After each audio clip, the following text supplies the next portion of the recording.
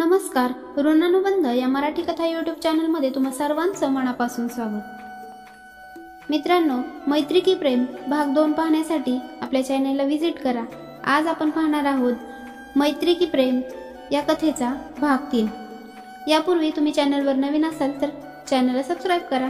संदेशला मी बरेचदा बोलण्याचा प्रयत्न केला, पण तो माझ्या नजरेत नजरही मिळवत नव्हता आणि काही उत्तरही देत नव्हता। कभी कभी खामोशी मगरूर को भी मजबूर कर देती है, जवाब की चाहत में अक्सर सवालों में उलझा देती है। शेवटी न राहून एक दिवस मी त्याच्या मित्राला म्हणजेच अमोदला बोलावून घेतलं। तो आमच्या दोघांचाही मित्र। त्या दिवशी जे काही झालं त्याबद्दल मी अमोदला सगळं सांगितलं। त्यानंतर अमोद म्हणाले, अहो, अजून बरंच काही आहे तिच्याबद्दल आणि संदेशबद्दल सांगण्यासारखं। मला काहीच ऐकायचं नाही, हे शक्य नाही। संदेश माझ्यावर खूप प्रेम करतो, तो माझ्याशी असं वागूच शकत नाही।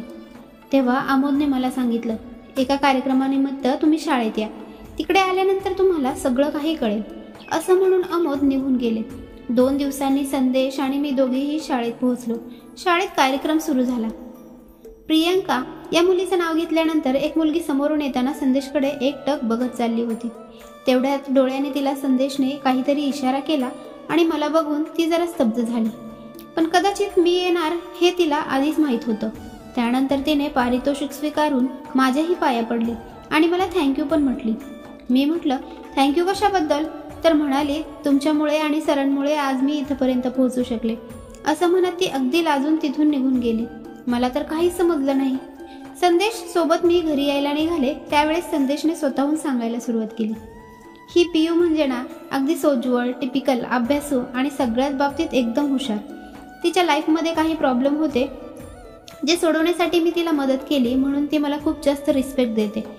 आता तर 12वी मध्ये फर्स्ट आली, शाळेत तर होतीच पण आता कॉलेजमध्येही फेमस झाली। त्यामुळे ब्रेन विथ ब्युटी वाला कॉम्बिनेशन क्वचित बघायला मिळतं, त्यातलीच ही एक। आणि हो, बघितलं ना केवढी नम्र आहे ती, तुझं देखील दर्शन घेतलं तिनं। जेवढं कौतुक संदेश करत होता तेवढी माझ्या मनात त्यांच्याबद्दल घृणा वाढत होती। एवढ्या वर्षात माझ्यातला एकही गुण त्याने कधी एका शब्दानेही बोलून दाखवला नव्हता आणि हिचं कौतुक मी निमूटपणे ऐकत होते। तिचं कौतुक ऐकत ऐकत आम्ही कधी घरी पोहोचलो कळलंच नाही। कधी कधी असं वाटतं आयुष्यात सगळ्यात मोठा शाप म्हणजे समजूतदारपणा, तो जेवढा जास्त तेवढा त्रास जास्त। म्हणूनच कदाचित तुकाराम महाराज म्हटले, लहानपण देगा देवा मुंगी साखरेचा रवा। समजदार त्रास सहन करत मरतो आणि बाकीचे मात्र नासमज म्हणून मजा करतात। आज बरेच दिवसानंतर बँकेतून कॉल आला म्हणून मी बँकेत गेले होते। तिथे गेल्यावर काही धक्कादायक बातम्या माझ्या ऐकण्यात आल्या। माझी 1 लाख रुपयांची FD मोडून संदेशने फस्त केली होती, सोबत आणखी 1 लाख रुपयांचं पर्सनल लोन माझे खोटे हस्ताक्षर करून घेतलं होतं। हे सगळं ऐकून मी तर चक्रावूनच गेले। मी जागीच खाली बसले। तिथल्याच एका व्यक्तीने मला पाणी आणून दिले आणि मला जरा बरं वाटलं। कभी कभी किस्मत भी अपना साथ छोड़ देती है, हंसने के बहाने मिलकर और ज्यादा रुला देती है। आपल्याच कर्माची फळे म्हणत स्वतःला दोष देत जरा बरं वाटल्यावर तिथून बाहेर पडले। तेवढ्याच समोरून अमोद येऊन उभे राहिले। वहिनी, इकडे कुठे? काही नाही भाऊजी, जरा बँकेत आले होते, असं म्हणताच त्यांनी मला गाडीवर बसायला सांगितलं। आम्ही दोघे कॉफी शॉपमध्ये गेलो। तिथे बसल्यावर बँकेत जे काही घडलं ते सगळं अमोद समोर मी सांगितलं। तसं अमोद बोलायला लागला, हो आय सी, असं झालं तर सगळं शेवटी तुम्हाला कळलंच। मी तुम्हाला सगळं त्याच दिवशी सांगण्याचा प्रयत्न करत होतो आणि असे वाटले होते की शाळेत आल्यावर तरी तुम्हाला कळेल, पण त्यातही संदेशने अशी काही सेटिंग लावली की तुम्हीच क्लीन बोल्ड झाल्या। अहो, सध्या पियूने 75,000 रुपयांची स्कूटी घेतली आहे। तिच्या वडिलांनी घेऊन दिली असे ती सांगते, पण मला 101% माहिती आहे की ती संदेशनेच दिली आहे, कारण रोजंदारीवर काम करणाऱ्या बापाची 75,000 रुपये असे गाडीवर उडवण्याची इच्छा होणार नाही।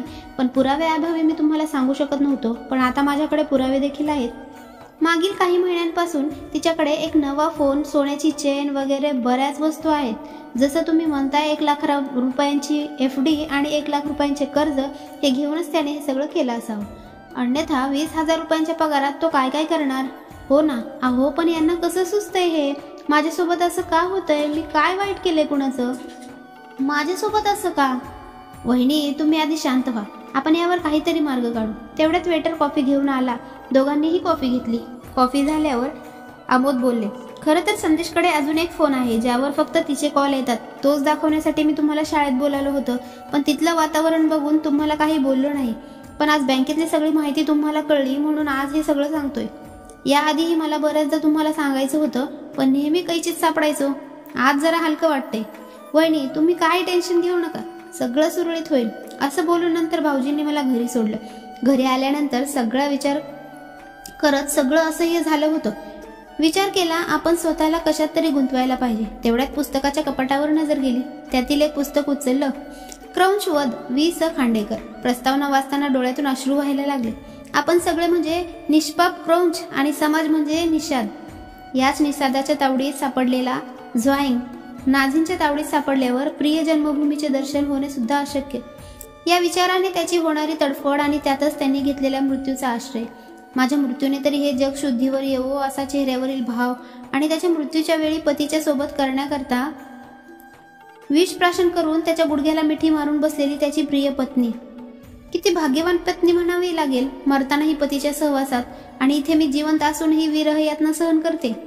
माझ्याच नशिबात हे का असेल.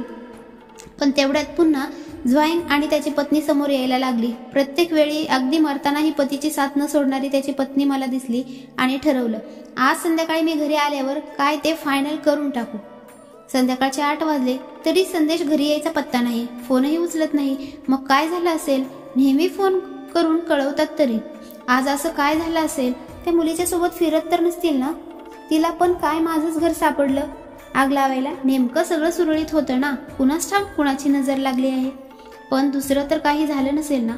माझ्याच मनाला आवर घालत मी दरवाजाकडे वाट बघत उभी होती. तेवढ्यात आमोद भाऊजींचं गाडीवर मागे बसलेले घराकडे येताना संदेश दिसले आणि जीवात जीव आला.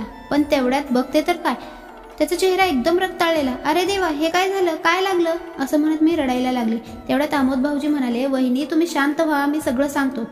असं म्हणताच संदेशने त्यांच्याकडे पाहिलं आणि आमोद भाऊजी बोलायला लागले. गाडीला छोटासा अपघात झाला आणि त्यात थोडं लागलं. काही जास्त घाबरण्यासारखं नाही, तुम्ही काळजी करू नका. मी संदेशला पाणी दिलं आणि मग त्यांना बेडवर झोपून हॉलमध्ये भाऊजींना पाणी देत विचारलं. तेव्हा त्यांनी सांगितलं, रस्त्यावर एका 4 व्हीलरने त्यांना धडक दिली, पण एवढा काही जास्त मार नाही लागलेला. डॉक्टरांनी सांगितले की त्यांना थोडा आराम करू द्या आणि जास्त त्रास देऊ नका. खरंच संदेशला अपघात झाला असेल की तो काही लपवत आहे, जाणून घेण्यासाठी भेटूया पुढील भागात. मैत्री की प्रेम भाग 4 मध्ये.